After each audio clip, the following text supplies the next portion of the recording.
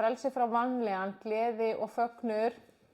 Ég heiti Sara Pálsdóttir og við ætlum að vera hérna saman næsta klukkutíman og þetta biblíulestur og í lok þessa fundar eins og á við alla fundi hjá okkur þá leidd hugleiðslubæn, svona 10 til 15 mínútur þar sem við ætlum að í rauninni bara útiloka okkur frá öllu ytra áreiti og eiga persónulega stund með Guði og leyfa honum að lækna okkur, lækna hjarta okkar og leyfa Guði að vinna það verk sem hann vill vinna í hjarta okkar hverju sinni.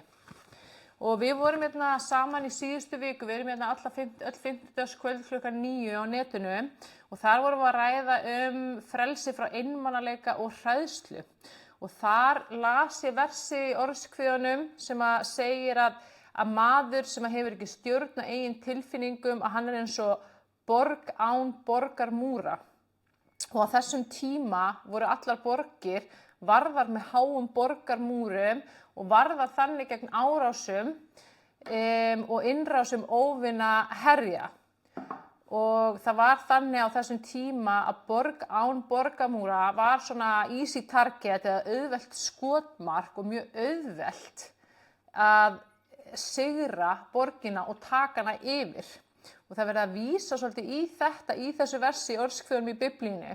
Þannig að ef að við höfum ekki stjórn á okkar eigin tilfinningum, eða það sem kannski verra ef að við gefum upp stjórnina á okkar tilfinningum til annara einstaklinga, eða jafnvel leyfum tilfinningunum okkar að stjórna okkar lífi, að þá erum við í þessari stöðu. Við erum auðvelt skotmark, við erum easy target, það auðvelt að sigra okkur, valdi yfir okkur, það auðvelt að stjórna okkur og við erum svolítið svona eins og laufblað sem að fíkur til og frá í vindi.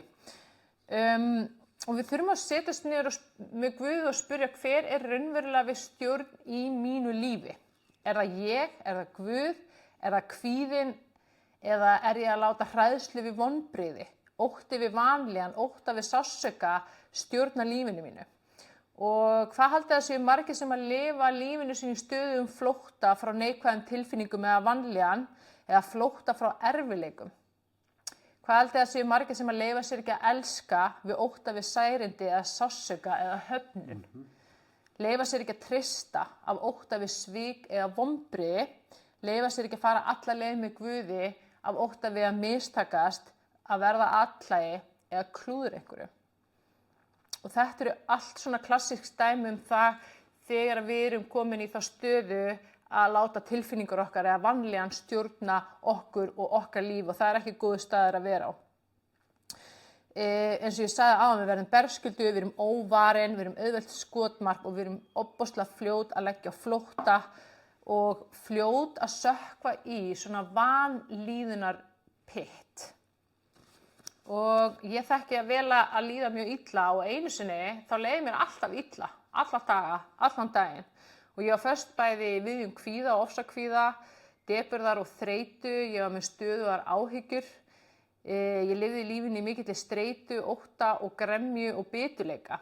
Ég upplifði mikið virðisleysi, eins og að kalla á ensku worthlessness, að maður upplifði sig lítils virði eða einskis virði.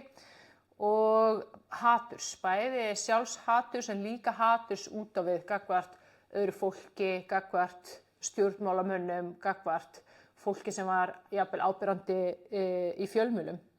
Og ég reyndi stöðugt að flýja undan þessari vanlíðan og deyfa mig, deyfa þessa vanlíðan. Og ég notaði áfengi og vímuefni til þess að deyfa þessa vanlíðan. Ég notaði aðrar aðferðir eins og til dæmis að vera alltaf rosalega upptekin, alltaf á fullu brjála að gera hjá mér alla daga, alltaf. Ég þurfti alltaf stöðugt að vera að gera eitthvað, stöðugt að hafa eitthvað fyrir stafni til að koma í veg fyrir að það væri svona róleg stund. Af því að þá þurfti ég að umbera það að vera ein með sjálfum mér kjör í þessari hræðilegu vanlíðan. Og ég man eftir því fyrir mörgum árum síðan þegar ég var á þessu stað að þá til dæmis þoldi ég ekki frí. Sumarfrí, jólafrí, páskafrí, mér leið hræðilega illa þegar það var einhvers konar frí af því að þá kom svona einhverja dauða stundir eða dauðu tími þar sem var ekki bara hver einasta mínúta skipulögð þaula þar sem ég gat einhvern veginn verið að hlaupa á þessu hamstrahjóli og þar að leiðandi hafði þessa leið til að flýja frá minni eigin vanlíðan. Og á þessum tíma var það einfaldlega þannig að í mínu hjarta var bannað að líða illa. Það var hræðilegt og vont og neikvæðar tilfinningar í mínum huga og í mínum hjarta voru eitthvað slæmt og hræðilegt og hættulegt og ég þurfti að flýja undan þeim eða deyfa þær. Og það var nákvæmlega það sem ég gerði. En þeim meira sem ég deyfði tilfinningar mínar og því meira sem ég flúði undan þeim verr leið mér af því að ég var ekki að takast á við þessa vanlíðan eða þessa neikvæðar tilfinningar og heilbrigðan máta. Og ég hafði engar heilbrigðar aðferðir til þess að takast á við það þannig að ég fór í það að flýja og deyfa. Og ég skammaði sjálfa mig oft fyrir að líða illa og ég reif mig niður fyrir það, mér leið illa og sagði stundum við sjálfa mig, mér má ekki líða svona, mér á ekki að líða svona, mér á að líða einhvern veginn öðruvísi. Og það þannig að Guð skapaði okkur og hann skapaði okkur með tilfinningar. Þannig að tilfinningar okkar koma frá Guði og það engin vafi það. En þegar að tilfinningar eru farnar að spila rullu í okkar lífi þar sem þær eru, það sem kallað í Biblíunni skurgoð eða jafnvel að tilfinningar okkar eru orðin okkar Guð, hvort sem það meðvitað og ómeðvitað í hjarta okkar, að þá erum við komin í vanda og þá getur skapast mjög mikið ójafnvægi og mikið vanlíðan innra með okkur.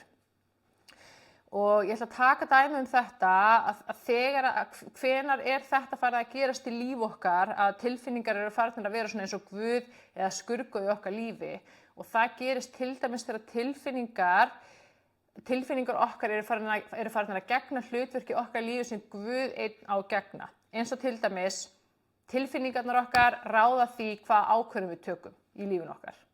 Hvað eru margir sem hafa látið tilfinningar og líðan stýra því hvað ákvörðun maður tekur í sínu lífi. Hvaða leið við veljum að fara í lífinu, hvort við ákveðum að elta einhvern tiltekinn draum, stígin í það hlutverk sem Guð hefur gefið okkur, hvort við gerum það sem Guðs orð segir okkur að gera eða gerum það sem að kvíðinn, óttinn, óöryggið segir okkur að gera. Að fylgja mér. Já. Og þegar líf okkar farið að stjórnast af tilfinningum okkar, þá eru tilfinningarnar farnar að gegna hlutverki Guðs í okkar lífi og þá getum við aldrei verið tilfinningarlega heilbrigð af því að tilfinningarnar það fyllast af myrkri. Bara Guð á að vera Guð í okkar lífi. Amen. Og það Guð sem á að stjórna og þá Guð sem á að leiðbeina okkur og gefa okkur leiðsögnina og við erum að fylgja Guði þegar við erum að taka ákvarðanir í líf okkar hvort sem þær eru stórar eða litlar og við erum að fylgja orði Guðs, ekki einhverju tilfinningu innan með okkur. Hér eru nokkuð fleiri dæmi svona óheilbrigð hlutverk sem við setjum oft og þá þetta yfirleitt ómeðvitað á okkar eigin tilfinningar. Það til dæmis þegar að tilfinningarnar eiga að leiðbeina okkur og þær eru þannig orðnar einhvers konar leiðbeinandi eða leiðtogi okkar lífi. Ég ætla að gera þetta hitt ef mér líður vel með það. Ef ég fæ góða tilfinningu þá ætla ég að taka skarið og gera þetta eða velja þessa leið eða gera þetta. Ég ætla ekki að gera þetta af því að ég fæ kvíða eða ótta eða hræðslu við tilhugsunina. Þarna erum við að láta kvíðan stjórna. Þarna erum við að láta tilfinningar stýra líf okkar. Og einu sinni, og það meira að segja ekki mjög langt síðan þetta var, að þá trúði ég því að lífsgæðin mín stjórnuðust af tilfinningunum mínum. Ef mér líður vel, þá ég með mikil lífsgæði og nýt mikilla lífsgæða. Ef mér líður illa, þá nýt ég lítilla lífsgæða. Og jafnvel þótt að það sé hægt að rökstyðja þetta á ákveðin máta, þá stenst þetta ekki biblíulega skoðun. Guð lífsgæðin okkar. Ekki tilfinningar okkar, ekki vellíðan, ekki velgengni, Guð okkar lífsgæði. Og Guð lífið okkar, af því að Guð líf og Guð lífsgæði. Það það sem hann og það Guð sem á að þjóna þessu hlutverki í okkar lífi, ekki tilfinningar okkar. Við förum betur í það eftir hvers vegna. Það hægt að láta sér líða frábærlega vel, bara til dæmis með því að taka e-pillu eða reykja hass eða fara á fyllerí. Allt rosa gaman, allt rosa fyndið, allt rosa skemmtilegt og maður hlær og hlær. En eru það lífsgæði? Mjög gott. Það rosalegt myrkur og svartnætti og það skammgóður vermir sem að dregur dilk á eftir sér, að fylgja mér. Amen. Okkur getur liðið frábærlega vel í líf okkar en ef við höfum ekki endurfæðst og tekið á móti Kristi Jesú, að þá erum við týnd í myrkrinu og sálin okkar á hættu á að glatast í eilífu myrkri.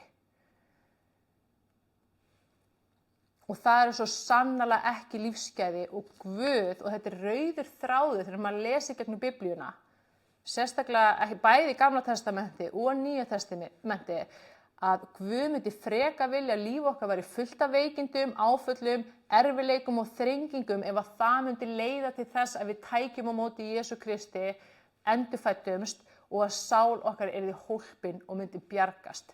Frekar heldur en að lífið hérna á jörðinni, sem bara eins og eitt lítið sandkorn í allri eilíðinni, frekar heldur en að þetta líf væri ríkt af peningum, upplifunum, gleði, velgengni en án Jesú Krist. Af því að frum tilgangur mannkyns hér á jörðinni að taka á móti Jesú Kristi, endurfæðast og öðlast þannig eilíft líf í ljósinu og þannig að sálin okkar bjargist. Guð að horfa á eilíðina og það mikilvægt að við opnum hug okkar fyrir því og séum tilbúin að skoða það líka með Guði. Þannig þurfum við að varast það að setja tilfinningar á stall með þessum hætti og gera þær að einhverju skurðgoði. Og þegar við viljum skoða þetta í hjart okkar, þá getum við bara sest með Guð og sagt, ok Guð, nú ætlum ég að byggja upp heilbrigt samband við tilfinningar mínar. Tilfinningar mínar eiga ekki að gegna einhverju hlutverki sem aðeins þú gegnir. Og þá getum við sest niður og sagt, tilfinningarnar mínar gefa mér, og svo sjáum við og leyfum því að koma út sem á að koma út. Og þá kemur stundum, tilfinningar mínar eiga að gefa mér lífsgæði. Tilfinningar mínar eiga að gefa mér gleði. Tilfinningar mínar eiga að gefa mér frið. Tilfinningar mínar, öll þessi hlutverk eiga að koma og allt þetta sem ég var að nefna á að koma beint frá Guði. Hann getur notað tilfinningar okkar til þess að gefa okkur þetta, en það eru ekki þær sjálfar sem eiga að vera uppsprettana af þessu í okkar lífi heldur Guð einn á himnum. Að fylgja mér? Þannig getum við skoðað þetta. Og nú skoðum við bara hvað það, af hverju það alls ekki gott ef að tilfinningar okkar að stjórna líf okkar og við erum að láta tilfinningar okkar stjórna því eða ákvörðunum eða hvaða leið við förum og svo framvegis. Hvað það sem að skapar tilfinningu innra með mér? Tilfinning orka. Hvað það sem að skapar tilfinningu innra með mér? Það sem ég trúi, það sem ég hugsa. Það það sem að skapar tilfinningar innra með okkur. Ekkert annað. Það sem ég trúi í hjartanu mínu, það sem ég hugsa, það sem skapar tilfinningu og tilfinningarnar að koma úr hjartanu, alveg svo hugsanir okkar og það sem við trúum. Það mikið talað um þetta í Biblíunni. Dæmi, nú ætlum ég að taka bara eitt dæmi. Ég trúi því í hjarta mínu að Guð yfirgefi mig. Þetta mjög algeng vantrú, fórum svolítið í þetta í síðustu viku. Ég í nánu sambandi og að því að ég trúi því í hjarta mínu að Guð yfirgefi mig, þá trúi ég því í hjarta mínu að maki minn muni yfirgefa mig. Ég fæ hugsanir sem í samræmi við þessa vantrú. Mér verður hafnað, enginn vill mig, ég enda einn.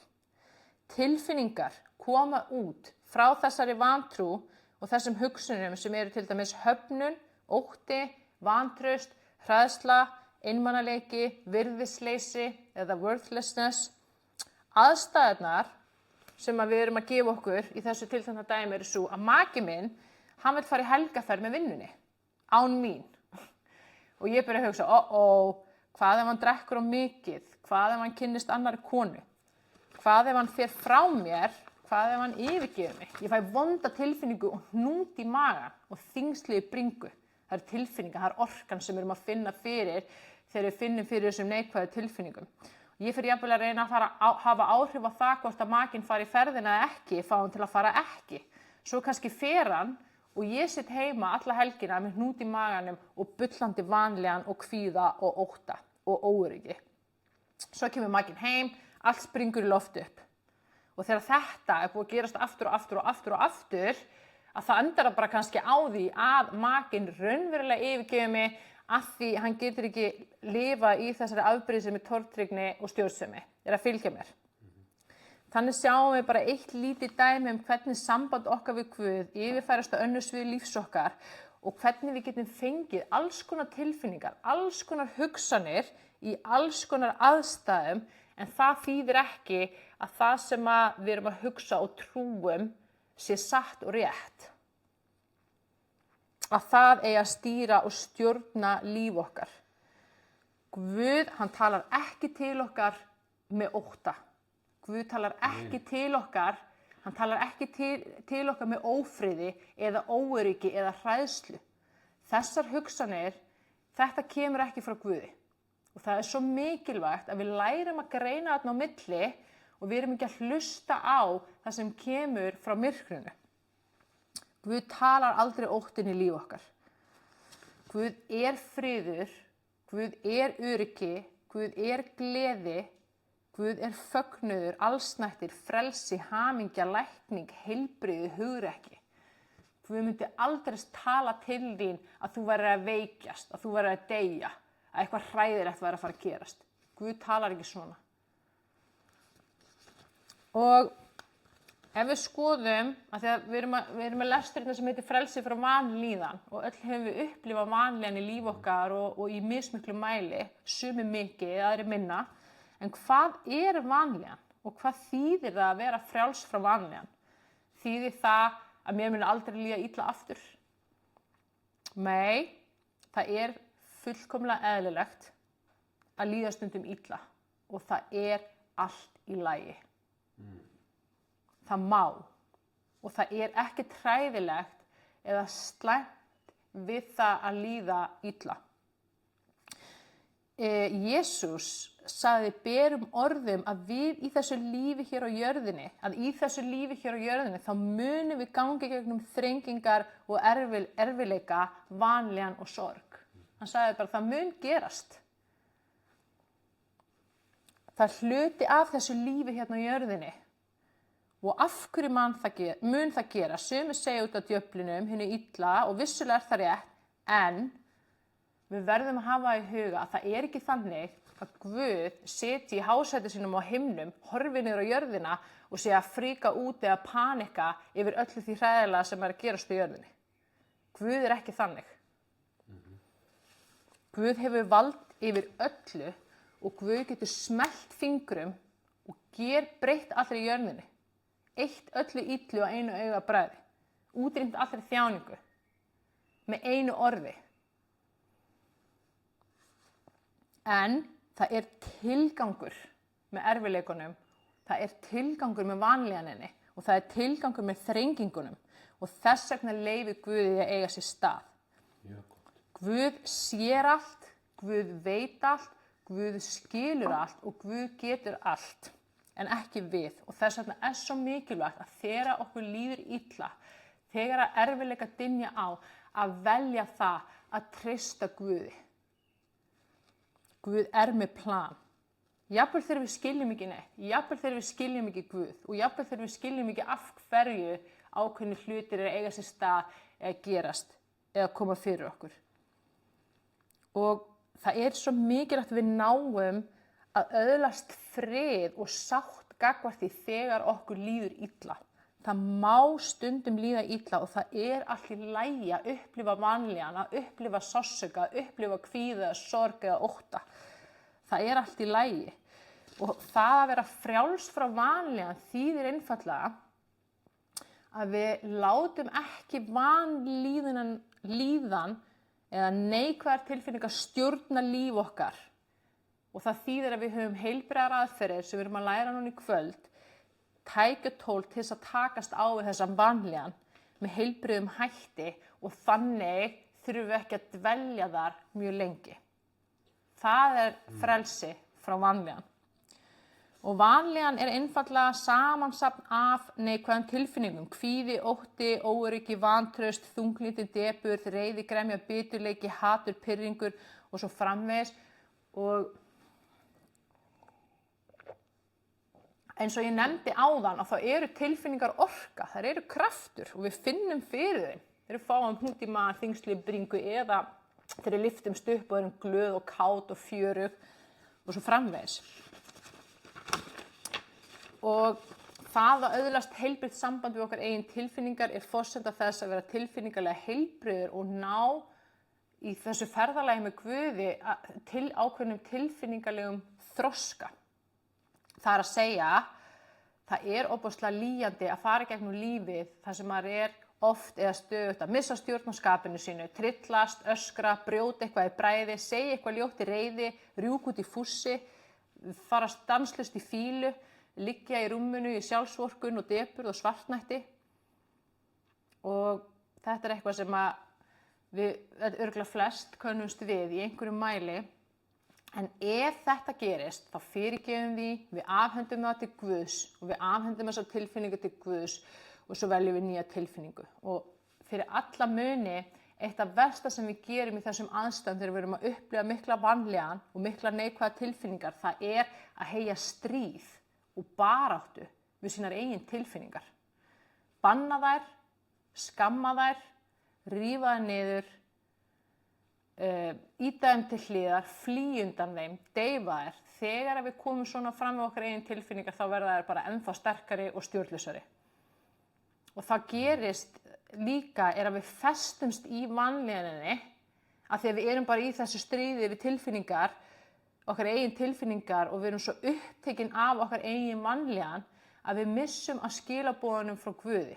Við missum af því sem Guð er að tala til okkur og við heyrum það ekki og við missum af prófunu sem að Guð er að leggja fyrir okkur. Þannig að viðbrögðin við þessum tilfinningum er bara að gefa þeim leyfi. Samþykkja þær eins og þær eru. Þær mega koma, við fyrirgefum, við afhendum þetta til Guðs og við veljum nýja tilfinningu og Guð segir veldu gleði og veldu fögnu og við förum nánar í það eftir smá stund. Og lykillinn hér er ekki hvernig líður mér eða hvað gerðist, heldur hvernig bregst ég við því. Og ætla ég að bregðast við því eins og Guð segir mér að bregðast við því og ætla ég að taka þennan lærdóm sem að er að eiga sér stað og þroskast og læra og verða sterkari og heilbrigðari fyrir vikið. Þetta er valið og þetta er valdið sem Guð hefur gefið okkur. Ef þú þarft að gráta, leyfðu þér að gráta, gráttu. Ef þú þarft að öskra í koddann, farðu að öskra í koddann. Ef þú þarft að kýla í koddann eða kýla í sængina eða rúmið eða hoppa eða eitthvað, það er allt í lagi. Leyfðu þér að finna fyrir þessum tilfinningum. Leyfðu þér að sitja í þeim og finna sársaukann eða gremjuna eða reiðina. Sittu í þessum tilfinningum og fyndu fyrir þeim. Ef þú vilt rífast við Guð og úthella reiðinni yfir Guð eða gagnvart honum, gerðu það, það má. Kemur berum orðin fram í Biblíunni, Guð segir, komdu til mín, ásakaðu mig, ræðum þetta. Guð hlustar og hann leyfir þér að líða eins og þér líður. Og svo er spurningin hvað svo, ætla ég að dvelja þarna og vola og væla að rísa upp og dusta þetta af mér og halda áfram. Og hvernig gerum við það ef við ætlum að velja þann kost? Og það er mjög skemmtilegt og skemmtilegur og öflugur kafli í 16. kafla í Postulasögunni. Og þar er sagt frá því þegar Páll og Sílas voru fangelsaðir ranglega. Þeir hefðu rekið illan anda út af einhverju spákonu og einhverjir menn mist tekjulind út af því og þeir æstu múgin upp. Og þeir voru dregnir þetta út á torgið af æstu múgi og ásakaðir að hafa brotið af sér og höfuðsmennirnir létu fletta þá klæðum og skipuðu að húðstrýkja þá. Og svo segir í 23. versi, þegar þeir höfðu lostið þá mörg högg, vörpuðu þeir þeim í fangelsi og buðu fangaverðinum að gæta þeirra vandlega. Þegar hann hafði fengið slíka skipun varpaði hann þeim í innsta fangelsið og felldi stokk á fætur þeim. Það var settur stokkur á fæturna þannig að þeir voru alveg hlekkjaðir og bundir hérna innst inn í fangelsinu. Svo segir hérna í 25. versi og þarna hefði maður nú alveg haldið að maður hefði góða ástæðu til að fara í mjög mikla sjálfsvorkunn og kvíða og ótta og örvæntingu og bara, ásaka Guð, bara hvað að gerast hérna, við erum fínir þjónar, við erum að vinna þitt verk og okkur er bara varpað í fangelsi og það er búið að húðstrykja okkur og við liggjum hérna blæðandi og bundnir innst í fangelsi, en þeir gerðu það ekki. Hér stendur í 25. versi, miðnætti báðust þeir Páll og Sílas fyrir og lofsungu Guði. Þá var skyndilega landskjálfti mikill, svo að grunnur fangelsisins riðaði og hér segir, jafnskjótt opnuðust allar dyr og fjötrarnir féllu af öllum. Og það endaði með því að þeir gengu út. Já, fangaverðurinn frelsaðist, en það ekki að tók trú og Páll og Sílas gengu út úr fangelsinu. Þeir brugðust við með því að lofa Guð og syngja og gleðjast og fjötrarnir féllu af og dyrnar opnuðust. Þetta er rosalega sterkt. Í fyrra Pétursbréfi, 7. kafla, þar segir, fagnið því þótt þið nú skamma stund hafi orðið að hryggjast í margs konar raunum. Það er til þess að trúfesti ykkar, langt dýrmætara en forgengilegt gull, sem þó er reynt í eldi, geti orðið ykkur til lofs og dýrðar og heiðurs við opinberun Jesú Krist. Þetta er hann að segja, þegar við lendum í raunum, þegar við þjáumst og við erum í vanlíðan, þá eigum við að fagna og gleðjast. Og hann segir það er tilgangur með þessum raunum og þessum þrengingum og þessari vanlíðan. Það er til þess að reyna okkur, Guð reynir okkur í eldi, sínum eldi. Og í Rómverjabréfi 5. kafla segir, réttlætt af trú höfum við því frið við Guð sakir drottins vors Jesú Krist. Hann hefur veitt okkur aðganga þeirri náð sem við lifum í og við fögnum í voninni dýrð Guðs. En ekki aðeins það, við fögnum líka í þrengingum þar ef við vitum að þrengingin veitir þolgæði en þolgæði gerir mann fullreyndan og fullreyndur á vonina. Við erum að fagna í þrengingum af því að þrengingin er að gefa okkur eitthvað. Guð er að gefa okkur eitthvað í gegnum þessa þrengingu, þolgæði og full reynslu og von.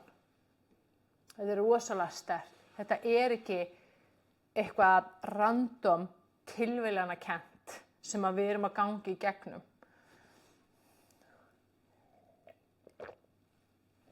Og mér langar að lesa þetta vers, ég var að lesa líka á ensku. Það er aðeins öðruvísi, þetta er 5. kafli í Rómverjabréfinu, 3. vers. Þetta er aðeins öðruvísi orðað í ensku þýðingunni og þar segir, not only so, but we also rejoice in our sufferings, because we know that suffering produces perseverance, perseverance character, and character hope. And hope does not disappoint us because God has poured out his love into our hearts by the Holy Spirit, whom he has given us. Og þannig er orðið ekki þrenging notað, heldur þjáning, suffering. Þannig að þegar við þjáumst og erum í vanlíðan, þá eigum við að gleðjast og fagna. Af því að við vitum að Guð er að vinna eitthvað stórkostlegt verk innan með okkur. Og þegar við bregðumst við með þessum hætti, þá getum við tekið við því. Og þá koma einhverju stórkostlegi kraftar, það er svo mikill leyndardómur í þessu og við getum aldrei skilið til fulls hvað gerist, en við getum bara hort á frásagnina af Páli og Sílasi, dyr opnast, fjötrar falla og okkur er lyft upp út úr þeim kringumstæðum sem að við erum búin að vera fjötruð í og hafa verið að valda okkur þjáningu og vanlíðan og sársauka. Þannig að það er ekki bara það að við erum að losna út úr þessum vanlíðina pytti, heldur eru kringumstæður okkar líka að umbreytast til hins betra. Þannig að þetta er tvíþættur tilgangur að bregðast við með þessum hætti sem Guð er að ráðleggja okkur. Við erum að fagna gleðjast og lofa Guð. Og ég veit alveg að það getur verið mjög erfitt þegar maður líður rosalega illa og þegar maður búin að ganga gegnum mikla erfiðleika að bregðast bara við með að gleðjast og fagna og lofa Guð. Það kannski það síðasta sem maður langar til þess að gera, þú veist. Þegar allt búið að ganga aftur fótunum, maður ekki að fá neitt sem maður vill og erfiðleikarnir eru búin að vera að dynja á. En það sem Guð var að opinbera fyrir mig núna í dag þetta próf og þetta próf sem ég sjálf hef fallið of oft á. Ég ætla bara að vera alveg heiðarleg með það og það var mér svo stutt síðan að gera síðast, mjög stutt. En ekki aftur þennan lestur. Og eðlilega því að heimurinn, hann segir okkur að bregðast við þveröfugt við það sem Guð segir okkur að gera. Heimurinn segir að við erum að gráta og kvarta og kveina og kæra og ásaka og liggi sjálfsvorkur upp í rúmi og borða heilan konfektkassa og úði okkur 2 kílóum af ís eða fara út á djammið og drekja sorgum okkar eða sökkva okkur í vinnu eða hlaupa á hvert fjalli á fætur öðru eða finna okkur leið til þess að ná fram hefndum gegn ófétunum sem að sveik okkur. En það ekki Guðs leið. Og í James, sem Pétursbréfið, ég ætla að lesa ensku þýðinguna líka því það mjög magna vers. Þar stendur trials. Consider it pure joy, my brothers and sisters, whenever you face trials of many kinds, because you know that the testing of your faith produces perseverance. Þannig að segja, gleðjist, lítið á það sem gleði efni bræður og systur þegar þið lendið í erfiðleikum og þrengingum af öllu tagi, af því að þá vitið þið að það verða að prófa trú ykkar og staðfestu, eða trú ykkar sem að skapar staðfestu og þolgæði. Og svo segir hérna, If any of you lacks wisdom, you should ask God, who gives generously to all without finding fault, and it will be given to you. Hann segir, ef ykkur vantar visku eða aðstoð skuluð spyrja Guð sem gefur af örlæti til allra þá án þess að ásaka eða skammast, og hann segir, og þá munið þið öðlast það. Svo segir hann í 7. versi, but when you ask, you must believe and not doubt. Because the one who doubts is like a wave of the sea blown and tossed by the wind. Og hann segir, þegar þú biður Guð eitthvað, ekki efast í hjartaniðinu. Trúðu því að Guð gefi þér það. Trúðu því að þú hafir það. Af því að ef við leifum efasemdum og ótta taka yfir, þá erum við svona eins og alda í sjónum sem að fíku til og frá eftir hvernig vindurinn blæs. Og það þannig með okkur og okkar tilfinningar, að ef við stjórnumst á tilfinningum okkar, frekar heldur en Guði eða orði Guðs, þá erum við eins og laufblað sem fíkur til og frá í vindi, eftir því hvað að gerast í kringumstæðum okkar eða hvernig okkur líður einn daginn. Og svo segir í 12. versi, Blessed is the one who perseveres under trial, because, having stood the test, that person will receive the crown of life that the Lord has promised to those who love him. Hann sagði, blessaðir eru þeir sem að halda áfram og eru stöðugir á tímum þar sem erfiðleikar og þrengingar dynja á að þeir standast prófið. Og sú manneskja fær crown of life. Kórónu lífsins frá Guði sem Guð hefur lofað.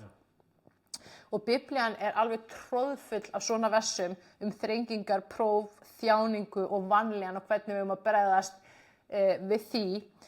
Og ég ætla að fara yfir nokkur vers áður en við förum síðan í hugleiðslubænina. Að þar í 1. Pétursbréfi 12. versi, þar segir, þið elskuðu, látið ykkur ekki undra eldraunina sem yfir ykkur komin eins og eitthvað áður óþekkt hend ykkur. Gleðjist heldur þið takið þátt í píslum Krist til þess að þið megið einnig gleðjast og fyllast fögnuði þegar dýrð hans birtist. Hann sagði, þegar þið lendið í þrengingum og erfiðleikum og okkur líður illa, ekki vera hissa, ekki undrast eins og það sé eitthvað ótrúlega furðulegt eða skrítið að gerast, heldur eigum að gleðjast, af því að Guð eins og gull hreinsað í eldi, þá er hann að hreinsa okkur í gegnum þrengingar og vanlíðan. Og þar sömu vers að finna, eða svipað í Síraks bók, öðrum kafla, þar segir: Barnið mitt, þú kemur til að þjóna drottni, búð þig þá undir þolraun. Hjarta þitt sé einlægt og staðfast og rótt á reynslutíma. Við erum að ganga gegnum þetta reynslutími. Haltu þér fast við drottin og vík eigi frá honum og þá muntu vaksa af því síðir. Og við erum að, svo segir hérna, tak öllu sem að höndum ber, berðu þjáningu og neyð með þolinmæði, eins og gull er reynt í eldi, þannig eru þeir sem drottin ann reyndir í dyglu þjáningar. Treyst honum og hann mun taka þig að sér gakk réttan veg og von á hann. Við erum reynd í dyglu þjáningar eins og gull er reynt í eldi.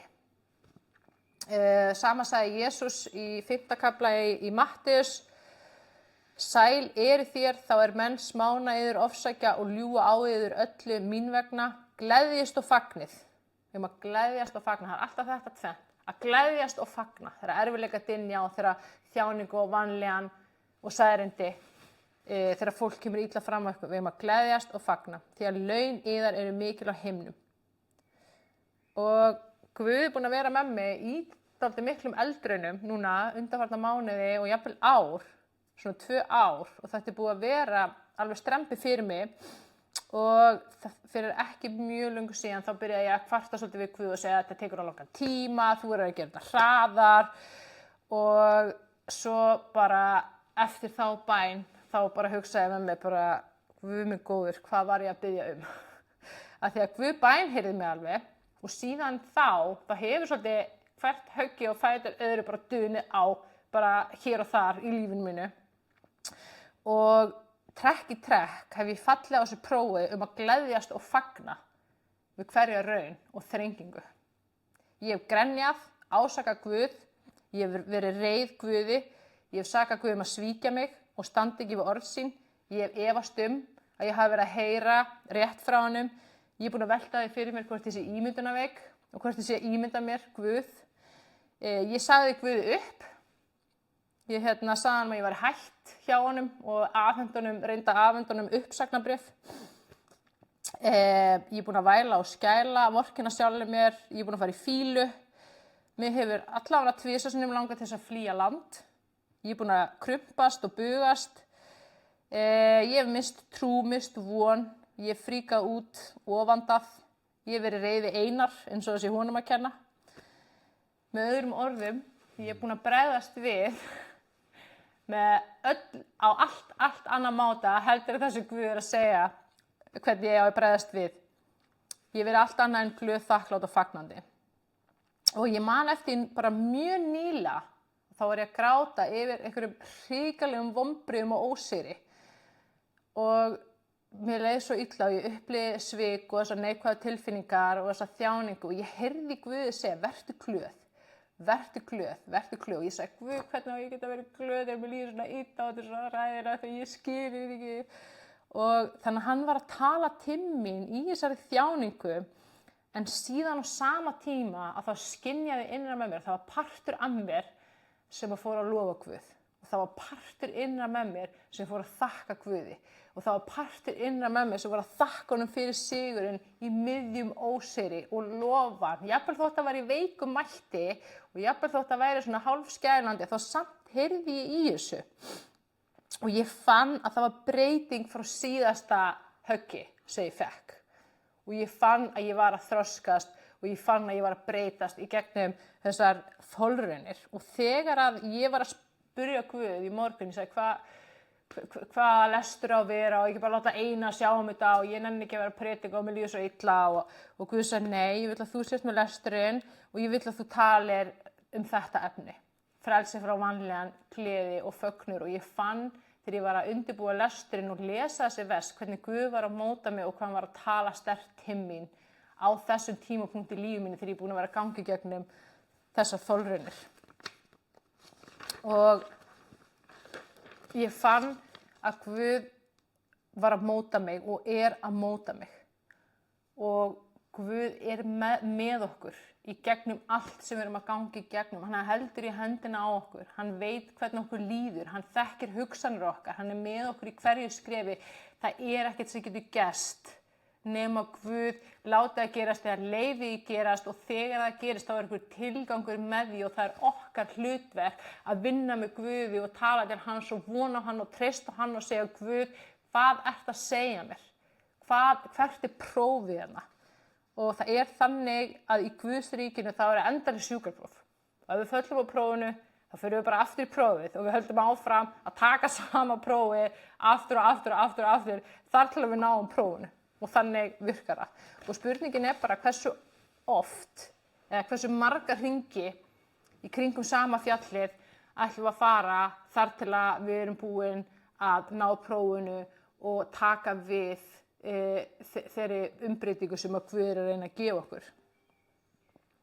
Tilfinningalegu stöðugleiki og þolgæði og þolinmæði hafa klárlega verið mínar veikustu hliðar.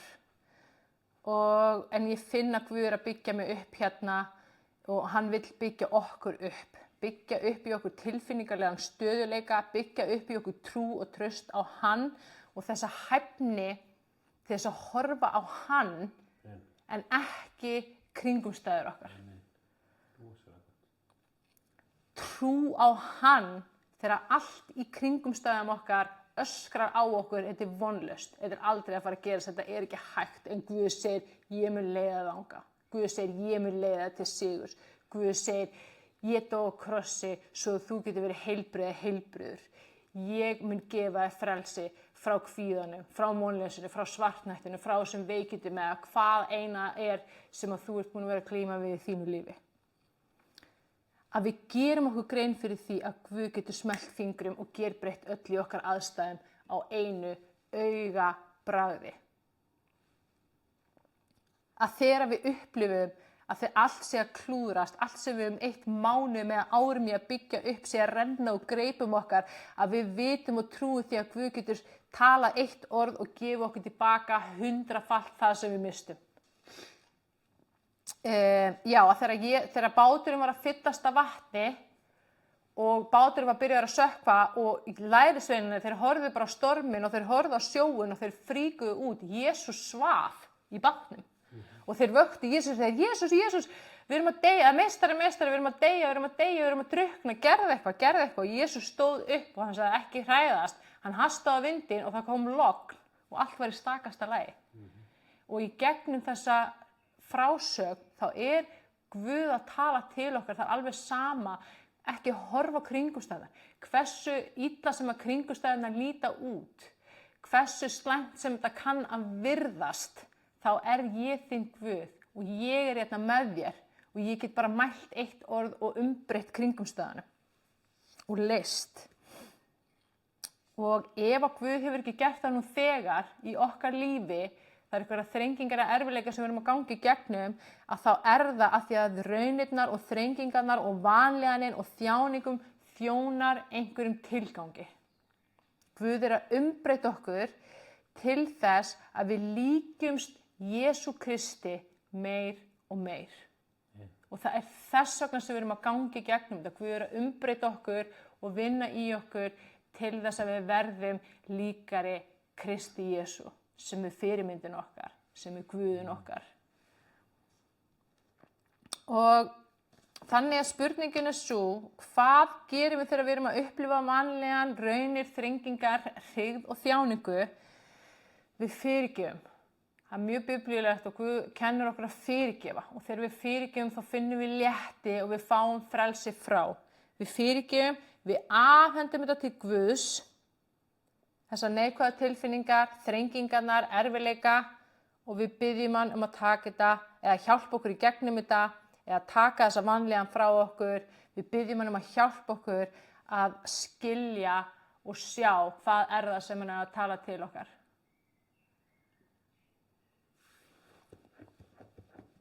En umfram allt, við lofum Guð, við þökkum Guði og við gleðjumst. Amen. Guð er gleði og hann hefur gefið okkur sína gleði. gleði sem guðleg, gleði sem skilyrðislaus og algjörlega óháð og óbundin nokkrum kringumstæðum. Algjörlega óháð öllu öðru heldur en Guði sjálfum. Algjörlega óháð líðan okkar heilsu eða nokkru öðru. Og þegar Guð segir okkur að vera glöð, þá skulum við beita okkur aga og gera það sem við getum til þess að vera glöð, en ekki sitja eins og ég gerði, en Guð, ég bara get ekki verið glöð þegar mér líður svona illa og búið að ganga svona illa. Og ég get alveg horft tilbaka, jafnvel þótt þessi mjög stutt þegar þetta var, og hlegið að þess að því að, þú veist, á sama tíma og ég hef samúð með sjálfur mér að því ég finn bara hvernig þessi vers hafa nú þegar umbreytt miklu í hjartanu mínu. Og hvernig verum við glöð? Ein leið er að setja bara á lofgjörðartónlist og syngja hástöfu með. Bara setja tónlist og bara byrja að syngja, bara þvinga sig til þess að syngja og við munum byrja að finna gleðin að koma. Svo er mjög skemmtilegt lag sem heitir Gleði og það er bæði til á íslensku og ensku. Og svo er lag sem er mjög skemmtilegt sem við getum notað og umbreytt líðan okkar í gleði, hvenær sem er, og það er svona joy, joy, joy, joy, joy, joy, joy, joy, joy, joy, joy, joy, joy, joy, joy, joy, joy. Og maður verður strax glaður. Og það er allt í lagi að fá smá kjánahroll og vera pínulítið kjánalegur, en notaðu aðferðir sem virkar fyrir þig til þess að vera glöð eða glaður. Við veljum, svo er önnur aðferð til þess að fara inn í gleði og fögnuð. Það er að velja krafthugsanir og við höfum svolítið mikið talað um krafthugsanir því að Jesús kennir okkur hvernig við stýrum hugsunum okkar og veljum heilbrigðar hugsanir.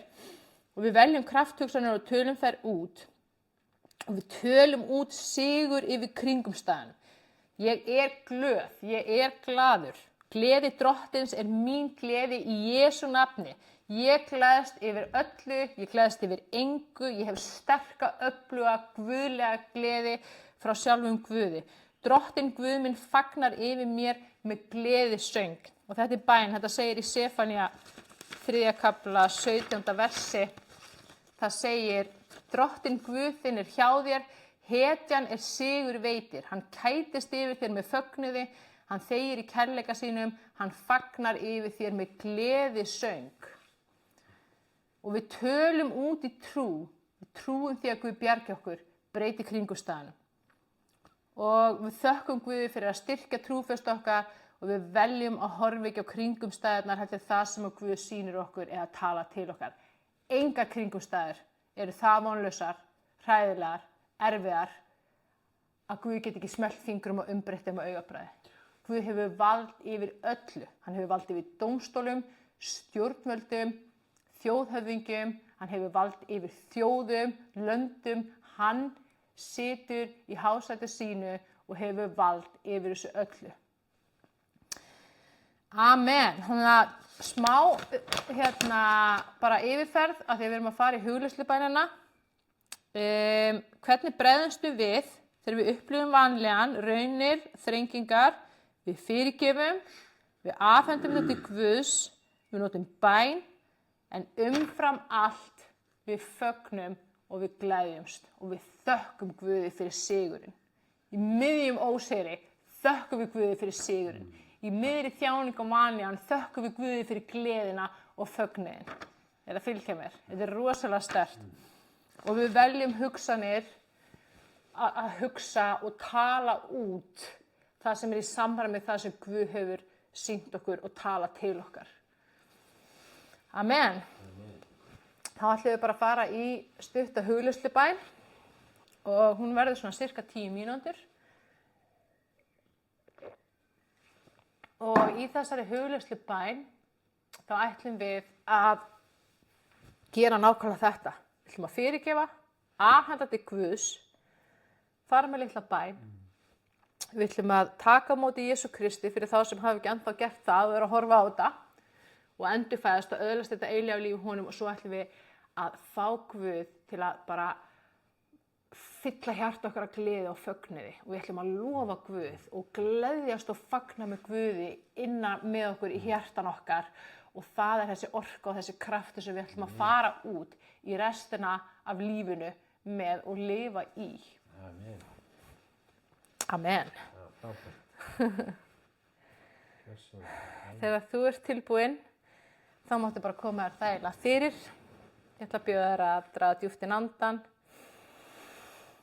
Og þegar þú eru blæst frá,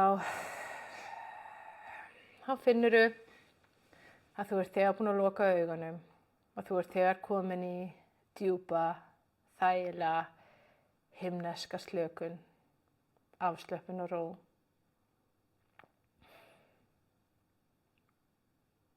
Og ég þakka þér Drottinn að þú ert hérna, mitt á meðal okkar. Í Jesú nafni verði þinn vilji fyrir hvert og eitt okkar hér í kvöld.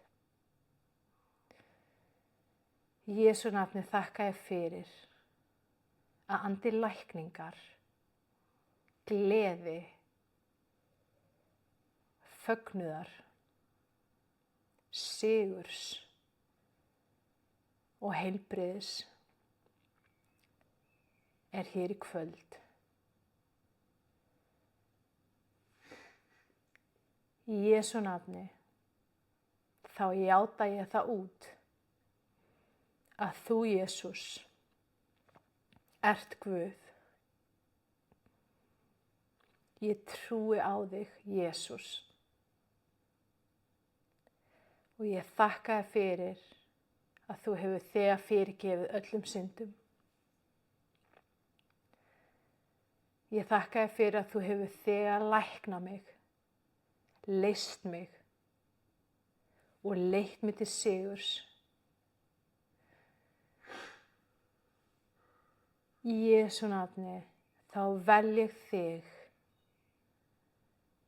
og ég vel að lifa í þínu ljósi, í þínu frelsi, í þinni fyrirgefningu, í þinni gleði og í þínum fögnuði. Alltaf og að eilífu.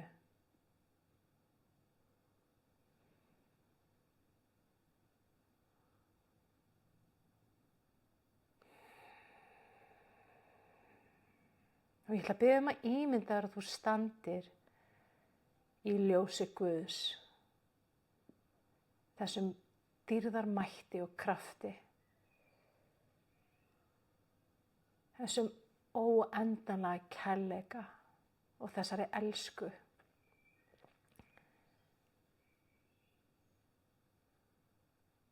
Og þú horfir á líf þitt og þú horfir á vanlíðanina, þrengingarnar og raunirnar.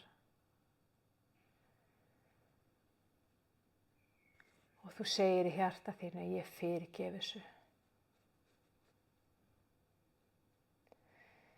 Í Jesú nafni tek ég þetta allt og ég afhendi þér þetta Drottinn Jesús.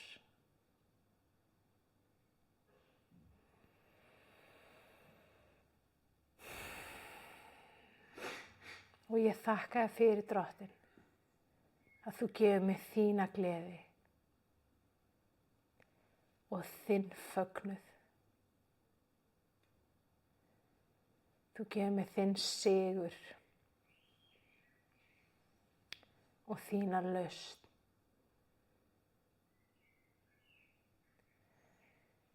Og ég þakka þér fyrir að þú læknar tilfinningarnar mínar. Í Jesú nafni.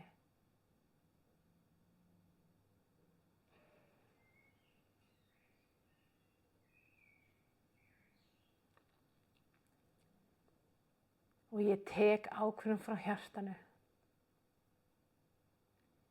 að gleðjast og fagna þegar hver raun, þegar hvert próf eða þegar vanlíðan sækir að.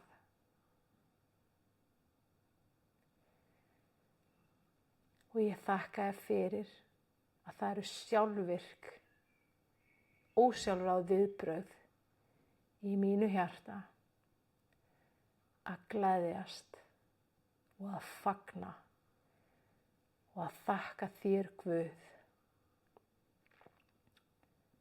í hverri þrengingu og í hverri raun.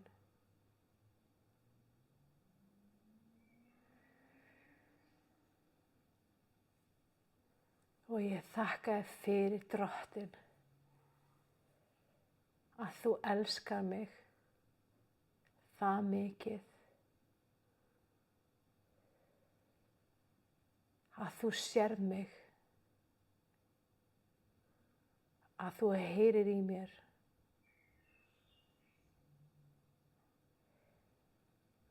og að þú þroskar mig og mótar mig,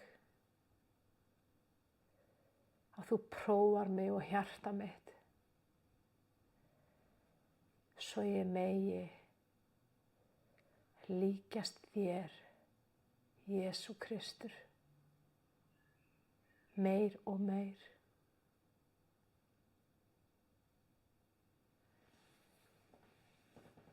Og í Jesú nafni þakka ég fyrir að hönd þín kemur núna yfir tilfinningar mínar og mitt samband við þær og þú læknar það. Og það kemur friður og sátt og leyfi.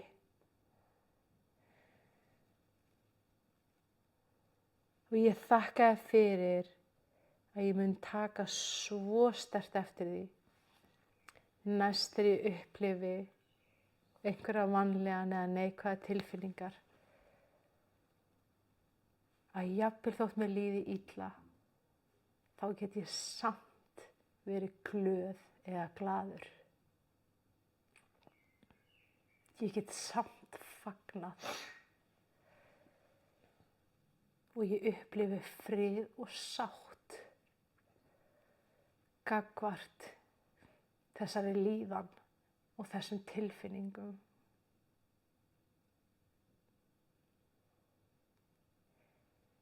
Og þá finn ég enn sterkar fyrir nærveru þinni.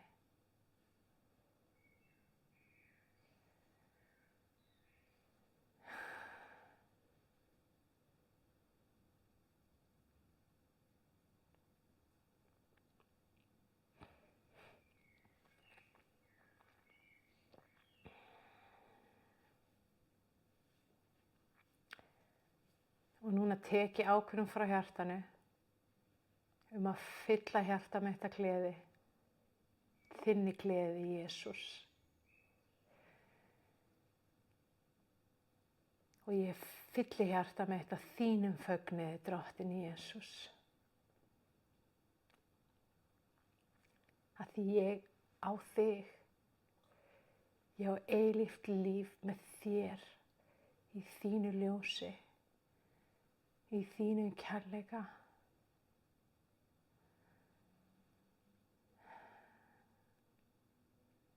Og ég tek ákvörðun frá hjartanu að hlæja oftar og hlæja lengur og hlæja meira og hlæja hærra. Og ég ætla að syngja gleðisöng og ég ætla að dansa og ég ætla að syngja lofsöng þig, Drottinn.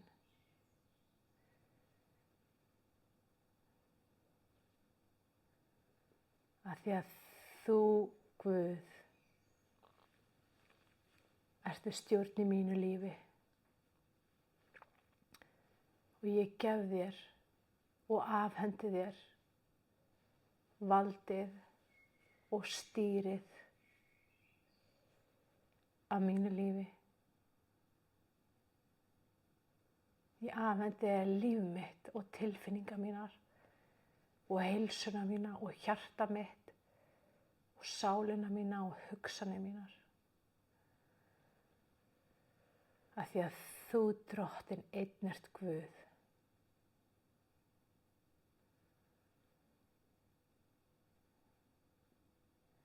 og þú, Drottinn, ert efst í mínu hjarta.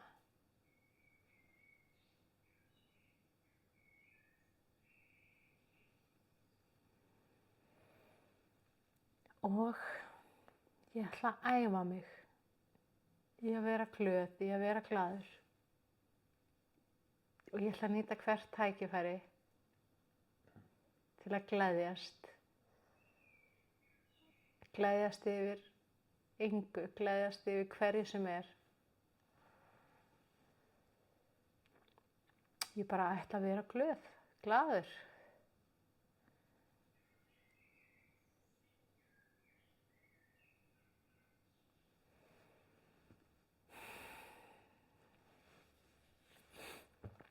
Takk, Jesús.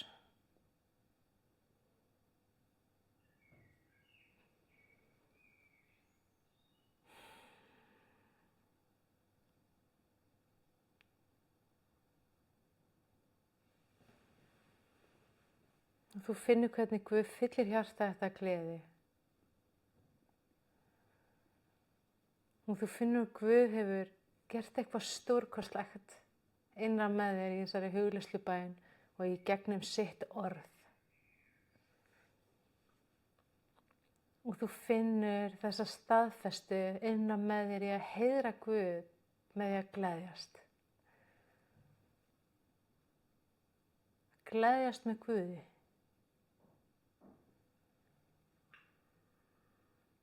Og gleðin er stórkostlegur, lífsbreytandi kraftur og afl sem að Guð vill að vinna í þínu lífi, þér til hagsbóta.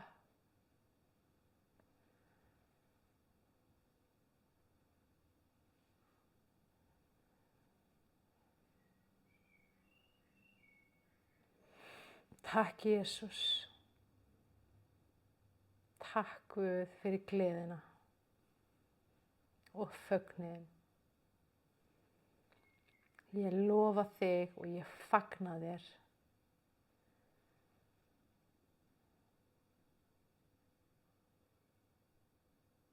Takk, Jesús.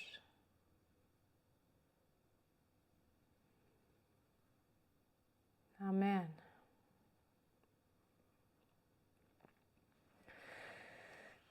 Það mátti bara leyfa þér að koma hægt og rólega tilbaka. Þú finnur stórkostlegan gleði, kraft og fögnuð í hjartanu þínu. Og Guð er að setja í þig eitthvað magnað og stórkostlegt og fallegt og gott. Amen.